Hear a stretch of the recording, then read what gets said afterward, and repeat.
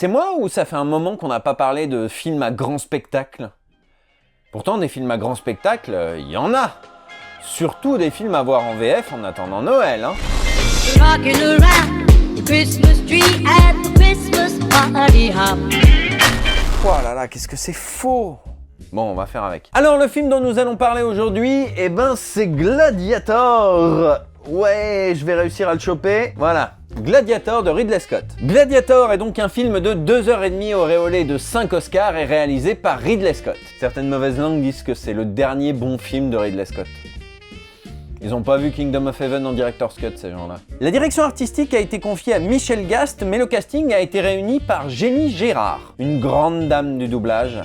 Et on aura l'occasion de reparler d'elle. L'adaptation, quant à elle, est signée Christian Duras, qui est lui aussi un grand nom du doublage, dont vous avez sans doute déjà entendu parler sur cette chaîne. 3 bonnes raisons de regarder Gladiator en VF. Premier point, l'adaptation. Rappelons quand même que Gladiator est un peuplum. Ou péplum, je sais jamais. Péplum, ça fait un peu pépin de pomme.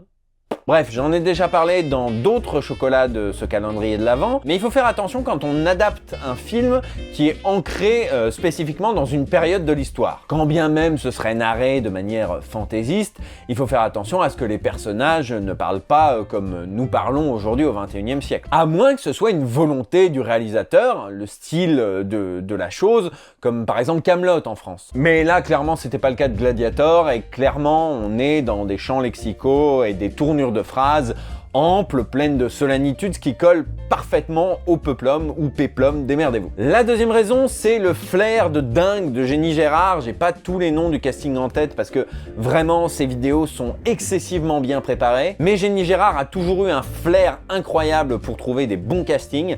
C'est le cas de Gladiator et notamment de Russell Crowe, ce qui nous amène au troisième point. J'ai parlé à plusieurs reprises ces derniers mois des Indestructibles, du premier film, du deuxième, etc.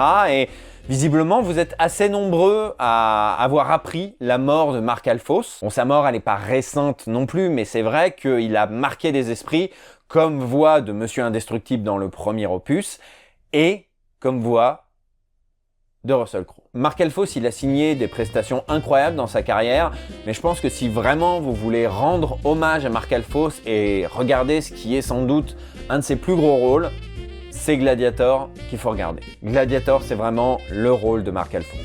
Si vous voulez vous donner une idée de l'immense talent du bonhomme, c'est Gladiator qu'il faut regarder. Donc pour toutes ces raisons, l'amplitude de l'adaptation, le flair de Jenny Gérard et le grand rôle de Mark Alphonse, je ne peux que vous conseiller de regarder Gladiator en VF. À demain! Rocking around the Christmas tree at the Christmas party hop.